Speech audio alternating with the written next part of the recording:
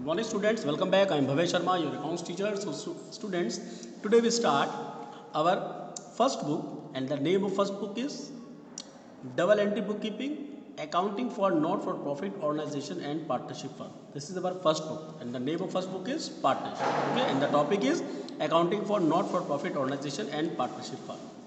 And student, now we start first lesson. First lesson is Financial Statement of Not-for-Profit Organization. Students, there are two types of organization.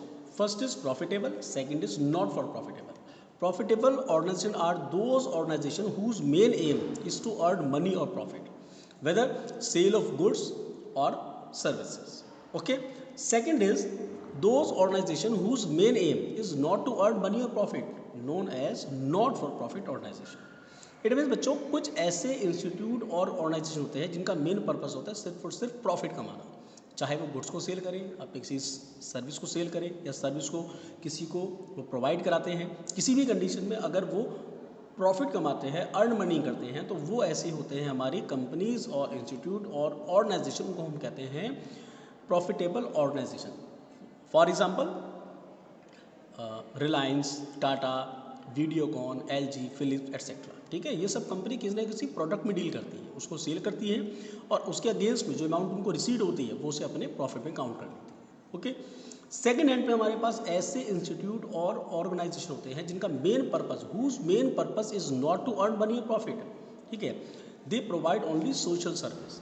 For example, जैसे कि हम कह सकते हैं कि जो अनाथ आश्रम होते हैं, चैरिटेबल ट्रस्ट होते हैं, ठीक है, या गवर्नमेंट हॉस्पिटल्स होते हैं, स्कूल्स होते हैं, इनका मेन पर्पस अर्न मनी नहीं होता है. इनका मेन पर्पस होता है सिर्फ और सिर्फ सोसाइटी को अपनी सर्विस प्रोवाइड कराना.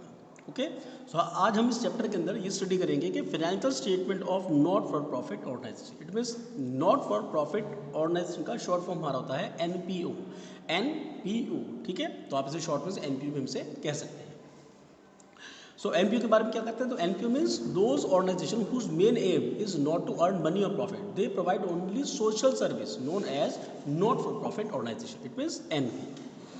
तो यहाँ पर आपको एक मीनिंग भी देखना यहाँ पे कि not for profit organisation also known as not profit organisations are set up with the objective to further cultural, educational, health, religious, public service to public or the member etc.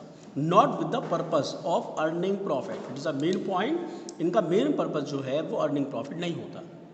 Examples of such are schools, colleges, public hospitals, literary society, ठीक है, societies for promotion of sports, art and cultural, social welfare organization, clubs etcetera. Okay. तो ये सारे ऐसे बच्चों हमारे पास एक ऐसे ये इंस्टीट्यूट और ऑर्गेनाइजेशन होते हैं जिनका मेन पर्पस होता है सिर्फ और सिर्फ सर्विस प्रोवाइड कराना. ठीक है. ओके. अब हम बात करते हैं आगे, इसका नेक्स्ट हमारा टॉपिक इसमें आता है. Next topic is features of not for profit organization. जो हमारे एनपीओज होते हैं इनके फीचर्स कौन कौन से होते हैं. इट मीन्स ये इनके कह सकते हैं कि मतलब इनके क्या फीचर्स हैं, ये कैसे हमारा रन करते हैं. First is entity. Entity means not for profit organisation is a legal entity. It mean बच्चों जैसे कि हमारे हर बिजनेस में अगर आप देख, जैसे एंटिटी का मीन्स होता है जैसे कि हमारे पास कोई कंपनी होती है, हर एक पर्सन का, हर किसी कंपनी का एक नेम होता है. For example Reliance India company, ठीक है, Tata Docomo, Tata company, Philips, LG etcetera, Videocon. Okay. तो जिस तरीके से हर एक कंपनी का एक अलग नेम होता है, उनकी एक एंटिटी होती है, उसी तरीके से हर एनपीओ की भी एक एंटिटी होती है.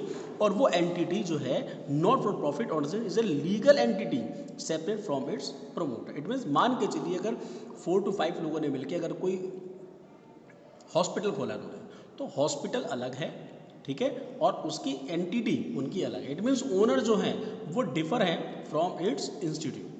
जो ओनर है वो अलग माने जाते हैं अपने उन हॉस्पिटल से, अपने उन ऑर्गेनाइजेशन से. तो that is entity. Second is purpose. Main purpose जो होता है इनका वो क्या होता है, इनका main purpose of NPO is not to earn money, they provide only social service. Okay. Third is ownership. It is very important point. Ownership means it is set up by an individual or companies as charitable society or trust, but it is not owned by them. It belong to the society. बच्चों ownership का मतलब ये होता है कि जो भी एनपीओज होते हैं इसकी ओनरशिप जो होती है वो कोई ना कोई सोसाइटी करती है, कोई ट्रस्ट करता है, कोई पर्टिकुलर एक पर्सन इंडिविजुअल, ठीक है, इंडिविजुअल कोई भी एक पर्सन किसी भी एनपीओ का ओनर नहीं हो सकता। उसके ओनर होने के लिए कोई ना कोई एक सोसाइटी होनी चाहिए, कोई चैरिटेबल ट्रस्ट होनी चाहिए, उन लोगों से मिलकर ही किसी भी एक एनपीओ का ओनरशिप उनकी स्टार्ट की जाती है। Next is profit is not the objective. ये वेरी इंपॉर्टेंट पॉइंट है, मैंने आपको बताया कि in case of NPO their main aim is not to earn money, they provide only social service. Next is management. बच्चों जो एनपीओज होते हैं उनका कोई भी जो होल्डिंग पावर होती है वो किसी न किसी मैनेजमेंट कमेटी के हाथ में होती है या फिर जो होती है ट्रस्टी उनके हाथ में होती है। इट मीन्स ऐसा नहीं हो सकता कि कोई एक सिंगल पर्सन, ठीक है, और 2 पर्सन मिलके किसी भी एक एनपीओ का अगर कोई ओनर बन सकता है, ऐसा नहीं होगा। उनके ओनर बनने के लिए एक मैनेजमेंट कमेटी होती है। मैनेजमेंट कमेटी मतलब होता है कि कम से कम 4 to 5%, 6% उसके एक मैनेजमेंट में उनका इंटरफेयर होगा और कोई भी डिसीजन उन 4 और 5 को फेवर में लेकर कोई भी डिसीजन आप अपने उस एनपीओ में नहीं ले सकते। ओके, तो not for profit organisation is managed by a group of individuals often called trustee और managing committee. Next is fund, very very important point, funds. अब एक बात बताइए, मान के चलिए आप लोगों ने कोई अनाथ आश्रम खोला, ठीक है, आप कोई चाइल्ड वेलफेयर सोसाइटी आप लोगों ने खोली, या सपोज करिए आप लोगों ने और भी कोई एनपीओस खोल लिया, ठीक है, स्कूल्स खोल लिया, कॉलेज खोल लिया, हॉस्पिटल खोल लिया। अब ये स्कूल कॉलेज हॉस्पिटल्स चलते कैसे, इसके लिए इनको चलाने के लिए उनको चाहिए होता है फंड्स की नीड होती है, ठीक है, दे नीड फंड्स। और फंड्स कहाँ से आता है? जो फंड्स आता है वो थ्रू गवर्नमेंट आता है। जो गवर्नमेंट होती है वो उनको कुछ अमाउंट देती है as a part of aid, as a part of help देती है। कुछ जो लोकल पब्लिक होती है, ठीक है, जो लोकल पब्लिक होती है वो कुछ as a part of subscription, ठीक है, उनको देती है ताकि उनका एक रूटीन उनका वो चलता रहे। वो कुछ जो आपके शहर के या सिटी के जो कह सकते हैं जो थोड़े से वेल मैनेज लोग होते हैं, जैसे मान के चलिए कुछ हम इसे कह सकते हैं कि जो पैसे वाले पर्सन है, ठीक है, जो रिच पर्सन है, वो कुछ अमाउंट हर साल या हर मंथ कुछ अमाउंट होती है वो डोनेशन करते हैं उस फंड्स उस इंस्टीट्यूट को या फिर उन ऑर्गेनाइजेशन को, जिससे उस ऑर्गेनाइजेशन को पूरा रनिंग करने के लिए उनको पूरा एक इनफ अमाउंट उनको मिल जाता है, enough amount. Okay, so funds means funds for its operation are given by its member, उसके मेंबर भी होते हैं। द डोनर, कोई डोनर भी हो सकता है, in the form of entrance fees, ठीक है, मेंबरशिप फीस के तौर पे, सब्सक्रिप्शन के तौर पे और डोनेशन के तौर पे, ठीक है। इस तरीके से कहीं ना कहीं उन जो एनपीओज होते हैं उनको कहीं ना कहीं यहाँ से फंड्स उनको प्रोवाइड होता है और उन्हीं फंड से वो अपने रिक्वायरमेंट को कवर करते हैं। And last is financial statement.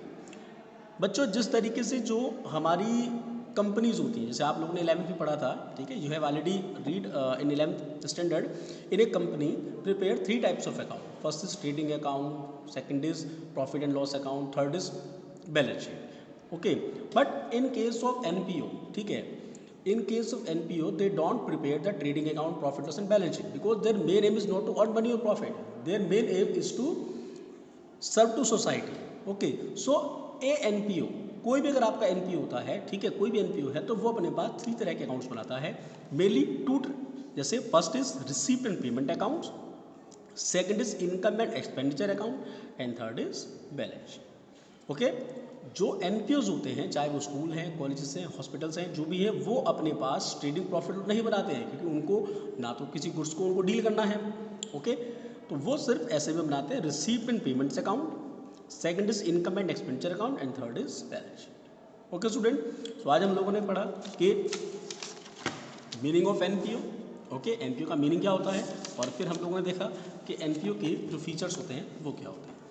Okay students, clear हुआ? And enough for today, and my next video will be based on numerical of this lesson. Okay students, thank you.